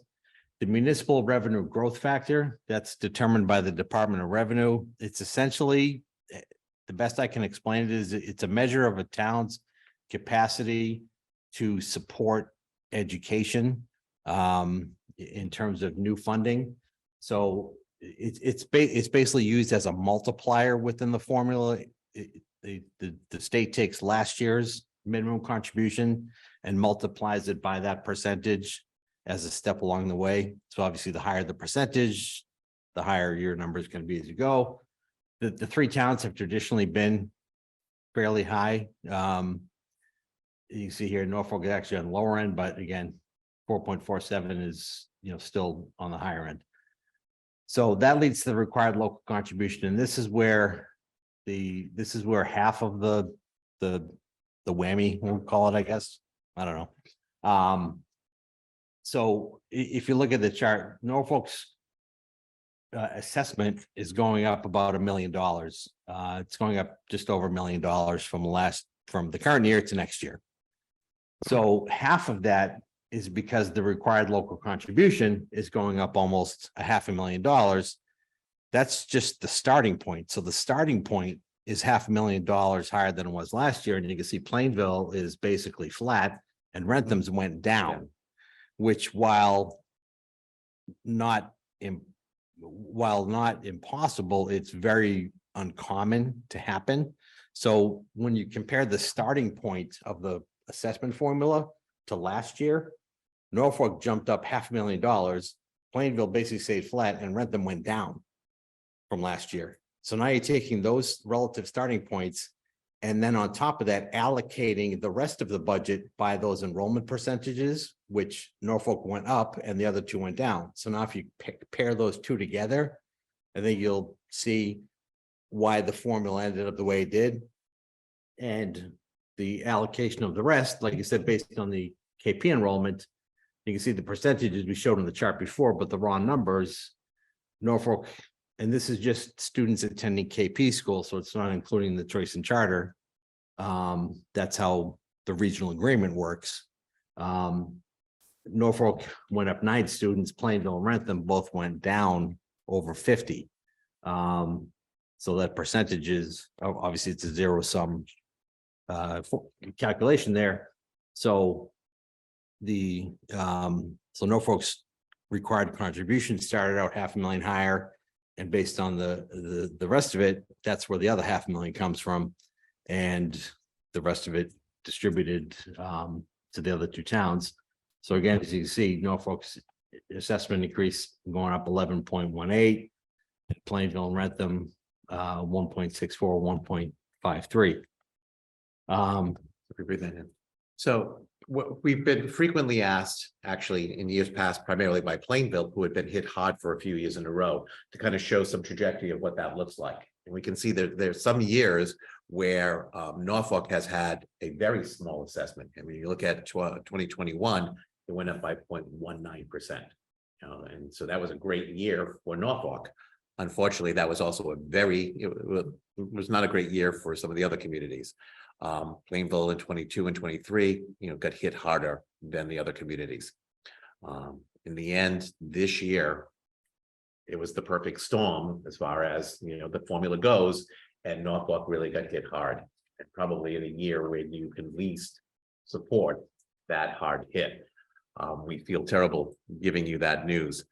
What I want to assure you is that Larry and I have consistently worked very hard in the 5 years that we've worked together to put a budget together to try to be as fiscally responsible as we possibly can for you. We've really tried not to, we've asked for what we need. We've done our best to maintain that, and we've looked for all of our revenue sources, and in fact, in many ways have saved, found considerable revenue sources within our budget as we've begun to work together and looked at it more, closely with a fine-tooth comb. Unfortunately, this year is what it is, and we feel really bad bringing it to you. And we'll close with that. We've given you some additional worksheets that kind of spell it out to you in more detail, step 1 minus this, have that number in there, that kind of spells it out a little bit better. And with that, we're happy to answer any questions that you may have about the budget.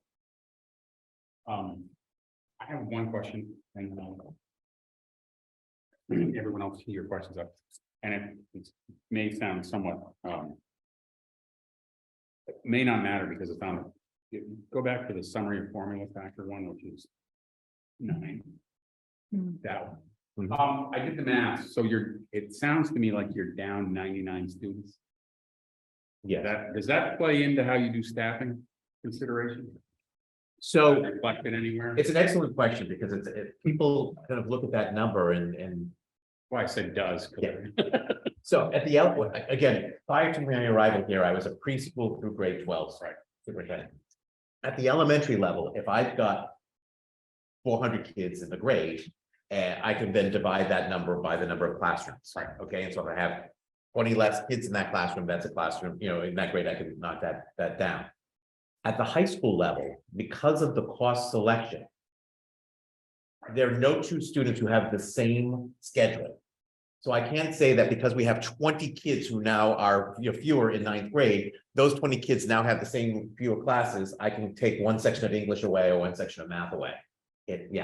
And interestingly, our numbers are our class sizes are incredibly high at the high school, and we're busting at the seams in every direction. We actually have our post-high school program now housed at the middle school because we needed so much space. We have class sizes for some of our gen ed classes at 35. So in other words, when you go into grade 9 and 10, you have to take English grade 9, English grade 10. It's not an electives. And so we're packing 35 students, which is our cap in some of those classes, so that we can have one fewer section of English 9. So we can then offer one additional elective or AP class for our students accordingly. I hope that makes sense. Yeah, it does. That was the intuitive Yeah. answer I just asked. Does anyone else have a problem? So what is the actual Norfolk bottom line? I was gonna ask that too. Well, in terms of what? What's the total you're actually asking? The dollar amount. If you look at the second handout, the assessment worksheet. If you look at line 17. The assessment increase is $1,038,000. So not what the So- increase, how much money are you asking? That's- The Total that you're asking. 10 million. Well, the grand total, the assessment line 15, 10 million, 10.8 million. And that includes the debt. If you want just the operating budget, it's line 13, 10.3 million. All right, so 10.8, which is so. Yeah, go forward one slide. Back right there. Nope, yeah. So so these are the slides that we used to do, but I stuck at the end just in case questions like this came up. So these slides are basically the assessment worksheet in PowerPoint version. So line 13 is the operating assessment. So Norfolk's operating assessment is 10.3 million. And then you just need to add in the capital, which is another slide or two. It's line 14, $540,000. So for a grand total of 10.8 million. Yeah, Bob the builder. So $540,000. And Norfolk's capital assessment actually went up, even though our total capital went down, just because your enrollment percentage jumped so much. Because the way the regional agreement does it, it allocates this by enrollment percent too. So that while that is very, very uncommon, it's not impossible. So you may not have been expecting that either, but that's just the formula. Yeah, follow up. So what's the goofy number in the required local contribution formula that blew it up? What's the thing that makes us up 500 grand when Rentham is down 106 and I know they dropped pupils, but they didn't drop that many pupils. Because look, state formulas can have little. Minimum contribution, I think is what he's asking. Yeah. Do you have the factors of the RLC somewhere? I pulled it up. I'd read it to you, but it makes no sense. So the RLC is incomprehensible. Yeah, see, the thing that's tricky to get at it, well, first of all, there's not one number necessarily that throws it off, but the thing that's hard with our budget, because KP is literally unique in this state in that we're the only regional district that is separate, so the required contributions are calculated for towns. Yep. And then distributed amongst the school districts that those towns have students in. Okay, so Norfolk, as well as Plainville and Rentham, have students at KP, students in your local elementary districts, but also students at Tri-County and Norfolk Aggie. So that required local contribution, which is calculated at the macro level, I guess, then has to be distributed amongst those four entities. So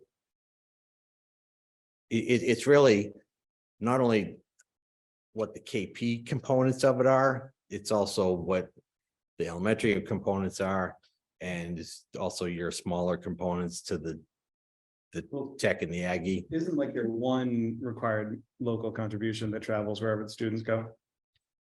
Or do they calculate different ones for different age groups? That's the foundation budget. Okay. That's different. That's where the foundation enrollment Mhm. comes in.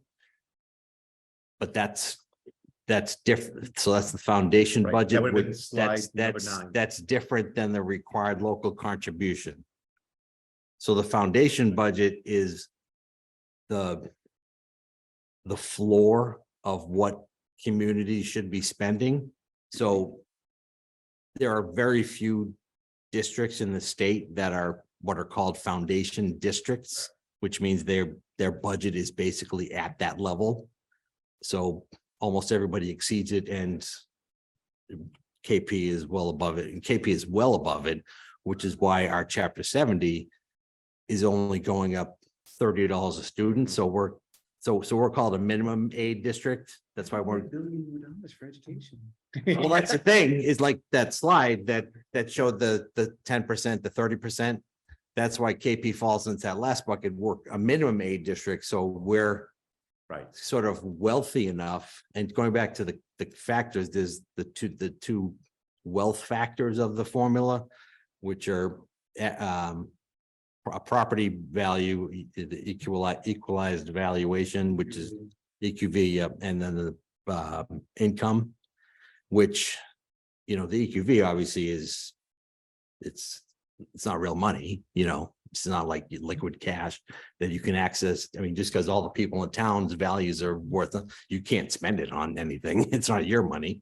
And the people's income, their income, you know, unless you do an override or something, you can't spend it. So, you know, so I don't know if that's a great answer. But to your point of the $1 billion, I think it's really important to get the message out. And I will tell you that we had a meeting with our rep and our senator, all 4 superintendents, and sat down and spoke about a few different issues, but we specifically talked about the special education issue and how dramatic that was to the communities, all communities. But we also talked about the Student Opportunity Act, because that's exactly what we're talking about. Because you hear at the state level, all of this new money in education and how strongly the state is supporting education. And they are, for that small percentage of communities. Right. And then they're saying that the communities don't need additional money, so we should invest it in early childhood and higher education. That's the millionaire tax money. Great places to put It's that going- money it's as going to well, those two. but don't forget us, because as you saw, you're not getting the benefits of that money. And so I think Right. it's important for us to let the people at the state house know, we're not getting that money. That formula did not work on our behalf. Does anyone else have any questions? Mike must have a lot of questions. No, I don't. I'm sorry. He just wants old time's sake, Yeah. just going back to our school committee days, our bonding time. What did I ask? No. He dismisses us. What are you gonna? Go ahead. Just a couple, just quick ones. So I mean, usually sort of some of the drivers like transportation reimbursement, how are we doing on that, or assuming that, is that? Still not at 100%. Yeah, so, and then that's a slide that Larry has presented over the years, that over the last 10 years, if you looked at the difference between the 100% promise of reimbursement and what we actually get in transportation reimbursement, we're probably down about $1 million. 2 million. 2 million now, I'm sorry. Yeah. Glad you jumped right in on that one, because that's a bigger number. And I see the insurance costs are up significantly. Is that kind of a locked-in number, or is that, yeah? That's locked in, yeah. Susan? Back to Rob's, because I was actually gonna ask the same exact question. When you were doing it, I didn't understand what that cost was. And I still don't. So what I'm gonna ask may sound obtuse, but I need to know if this is just break it down. Is this an increase of that capacity or that magnitude? Because we're not saying what it really is, which is we made more money. That this town made more money than the other towns, so it's our required contribution to pay more. Is that, because obviously it can't be something that's across the board the same every year, because it's fluctuated the last 10 years. Sometimes it's Rentham, sometimes it's Plainville, sometimes it's whatever. So it's just, it sounded like what you were saying is it's because we made more money. We're wealthier. So if you look at the required local contribution, that factor. Yeah. Has a bearing right now on this formula. But you'll notice when Larry had that form up there and it's slide 9, that there are 4 different components. So that is part of the reason why you went up this time. So that's about half of it is part of it. So And the rest is the enrollment. So, yeah. So, We had 9 additional, they have 50, 60 less. yeah, so But that 4 point, I'm sorry, that the only portion I'm speaking of is the 7.92. yeah, so that part, That is. so that part is the part that contains the wealth component. Yeah. But really, all 3 towns had good increases in those 2 wealth factors, but yeah, that's the part that includes that factor that you're talking about. So really, it's that half is, and the other half is just pure enrollment distribution. So in the other years, when it was a big jump like that, that meant those towns made more money that year. Yeah, So and it's required because Yeah. we've lived those years at 1.9 when other towns were paying it. yeah, and there were some years where another town took a big jump because they had a really big municipal revenue growth Yes, there was, factor. you know, because they had, you know, big developments or something come in Have you because accounted for the number of children from eighth grade going into ninth that are gonna leave for private school? Cause I know that's a big jump from the numbers. From the Isn't it? budget perspective, Like you always account for that? yeah, and that's Yeah. been pretty It's pretty even. yeah. pretty even year over year, even through COVID, it was pretty, Mhm. it was a slight dip, a few more kids left, but not a ton. And it's not surprising because we've moved to such a high academic, rigorous program for students. We don't have a lot of options for students who may not be thinking that a four-year college is their career, their choice. Where the voc techs have a lot of other opportunity for them to explore other options. And so because we have such a rigorous curriculum, we're really proud of that piece of it. But I would say that for our students who come to us that are not necessarily thinking college right afterwards, we are actually putting a lot more effort into trying to think about how we make sure that their education, they get a quality education, but how we prepare them to the next step, if it's not college. And so for some of our kids, going to a vocational technical is where they can really get that kind of training so they can go out into the world right after high school and really, you know, earn a good living.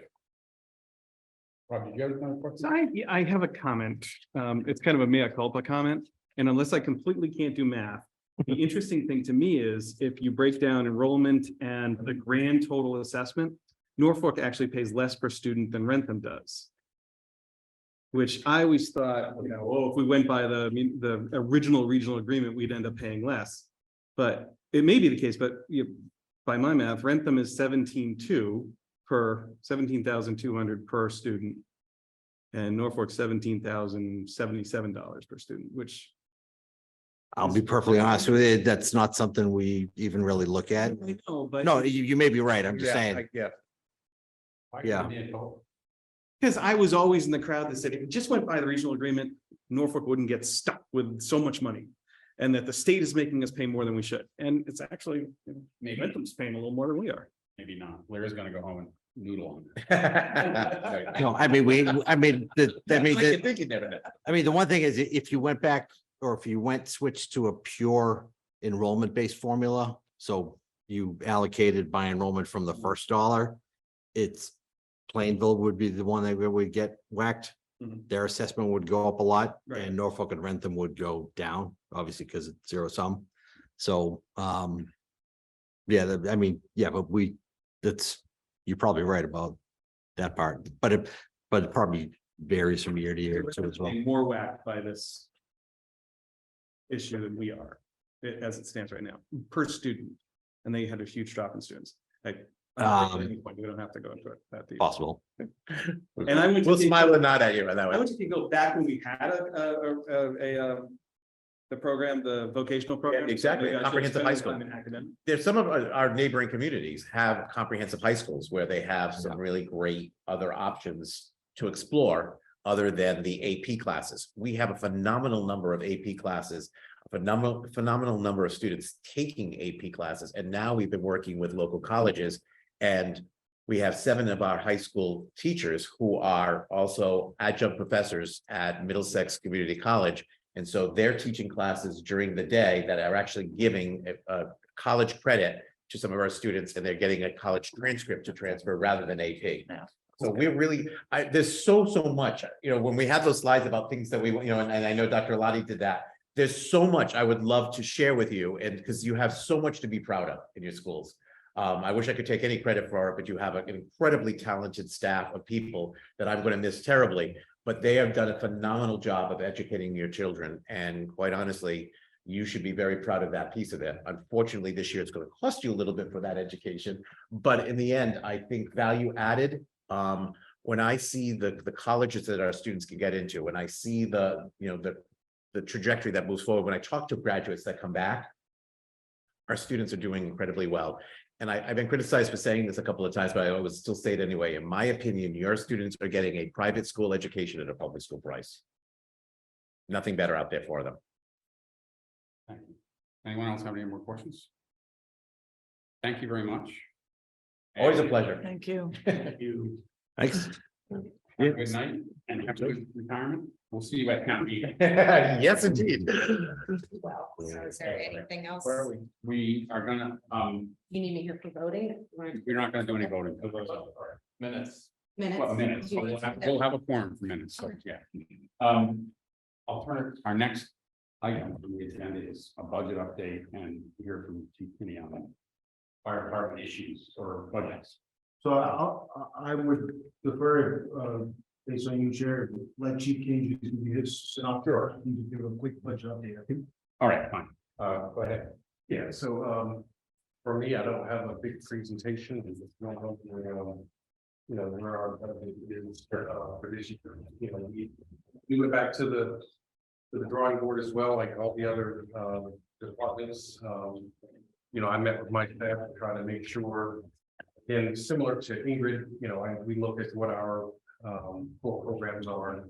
And, you know, the objective is to make sure the product that's going on the street to provide services isn't negatively impacted, even though we're making, you know, budget cuts, whether we have to move things here or look at, you know, various expenses and maybe defer things. The objective is that the services that are provided to the citizens and visitors of the town don't diminish. I think we were able to do that, you know, with the cuts that we made. I believe overall, the cuts that we made from my very first ask were a little over 100,000. And then when we went back and really, you know, with the guidance of Todd and Justin, looked at freezing position until the following fiscal year, we're able to, you know, cut additional funds out of our budget, you know, to help, you know, help the town balance very, very difficult budget situation.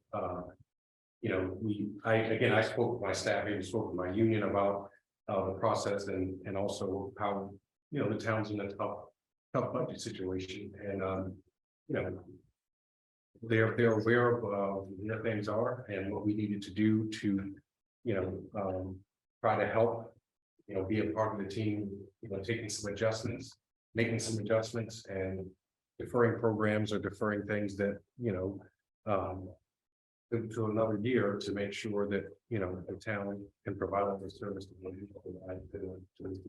stakeholders.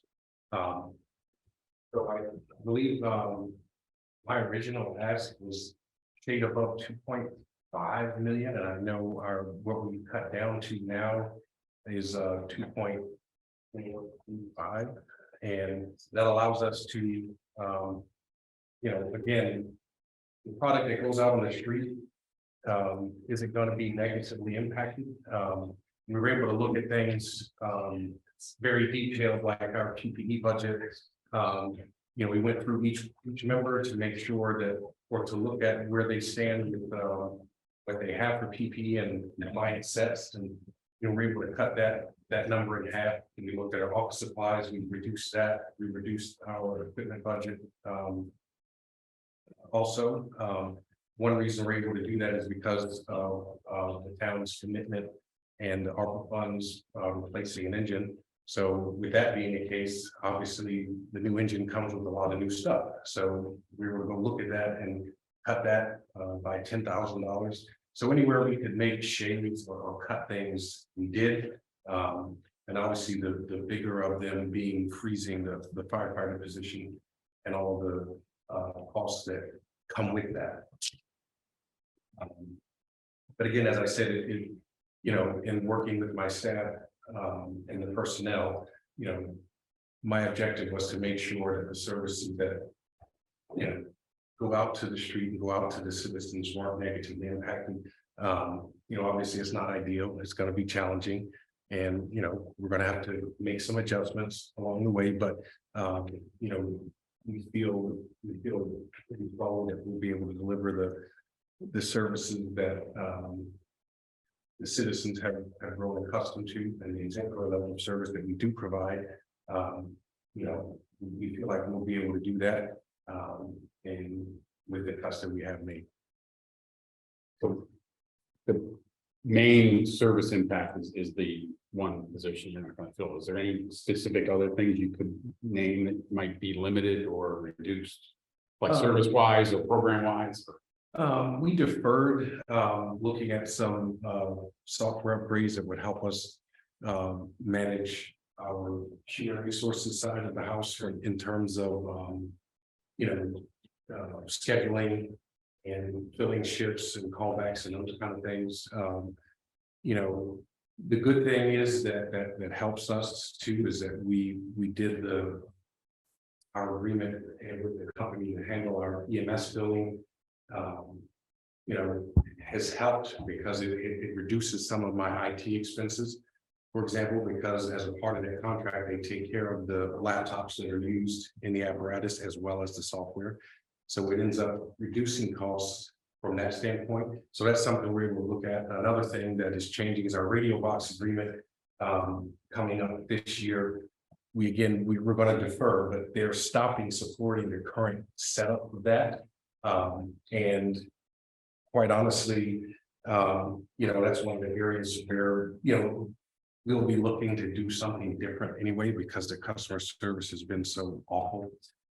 So, you know, it kind of timed out where they're terminating the specific service we have and the server we have, but I did not put full replacement or you know, addressing that in this budget. I did put a small amount in there to make sure that we could maintain what we do have. And then we'll look to make changes in the next fiscal year when it's, you know, better suited. The other thing about it is some of the radio box piece, you know, is it does shift to another, for the town side of things, it shifts to another central monitoring type system. The only diminishment is the speed in which we get notified. You know, the radio box is the absolute fastest, it's almost instantaneous. But again, with the customer service issues, there have been times where it hasn't worked the way it's supposed to, or we end up getting, you know, literally hundreds of nuisance alarms because something's wrong with the dial or something's wrong with the radio box receiver. So again, that's something that, you know, in essence, you know, you're looking to move on from the change anyway. It's not going to affect the overall result of what we do.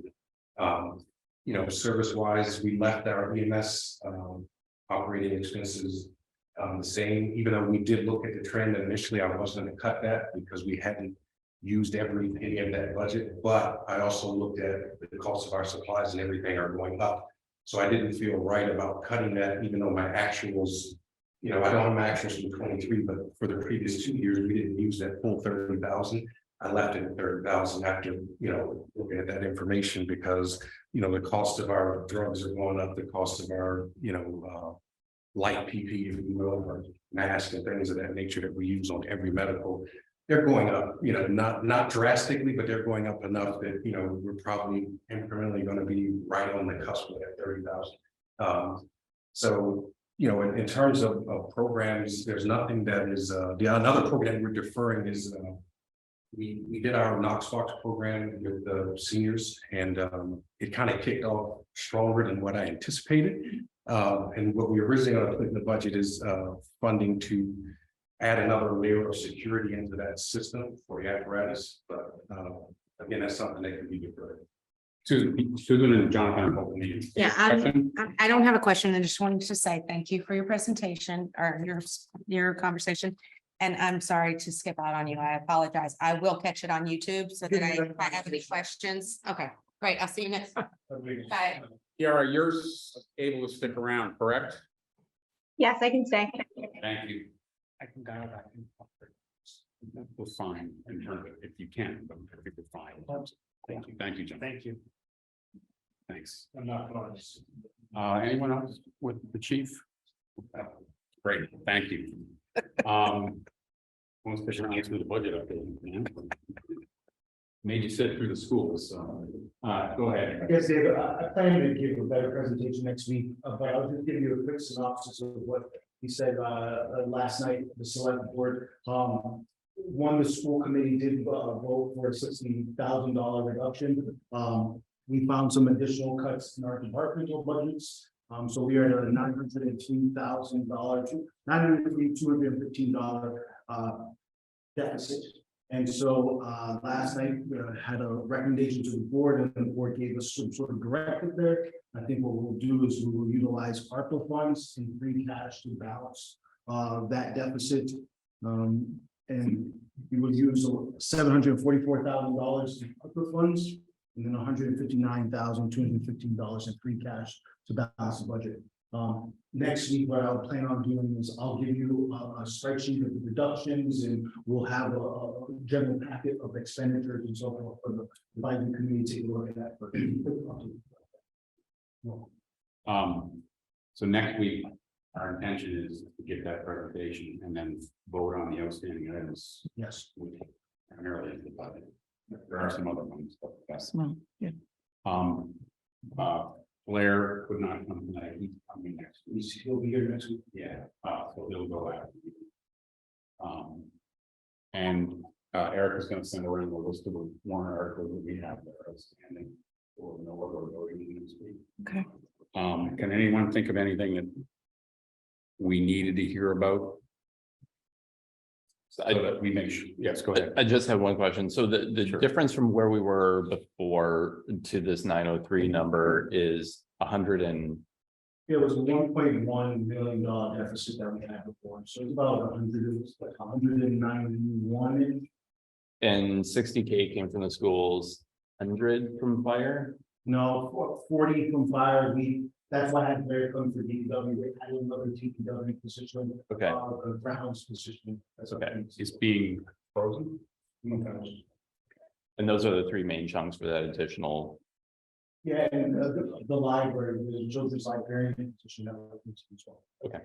All right, thanks. Well, Anyone else right now? Thank you. And we'll see you next week. see you next week. Have a good evening. Thanks. Two. We have minutes to vote on from the 22nd. Correct. Those were sent out earlier today. I took a review. I thought they were very well done and a good summary. Did you? It's just in the attendance paragraph, David's listed twice. So he's very important, but I don't know about listing twice. Thank you. He's listed in first where it says chairman, vice chairman. See you too. Nita. clerk. Oh, I was looking down there, a roll call, but you mean up top. Yeah. Okay. Thanks. It's an easy. to- Hi, Jim. Good to see you Good to too. see you. And he doesn't count twice. He only. I only gets get to one. vote once, so. One yeah. vote. We could meet quorum. If everything just doubled up, we'd have like 3 people here and we'd have quorum. Can we still approve with a deletion of, Cares. Yeah, we have Okay. 5. no, I know, with the Approve that. deletion of the, We would make a the motion edit. as amended. yeah, okay. Yeah, I would move that the meeting minutes are approved as amended by removing David Lutz's name. Second. All in favor? Aye. Opposed? Oh, you have to roll call. You have to do it. Sorry. Can you turn the camera on too, please? Gary Moore, Aye. Rob Garrity, Aye. Mike G. Aye. Brian Beachkowski. Aye. Joyce Terry. Aye. David Luke, aye. That's we're adopting unanimously. Can I have a motion to adjourn? So moved. All in favor? Aye. Aye. You guys, see you next week. Thank you.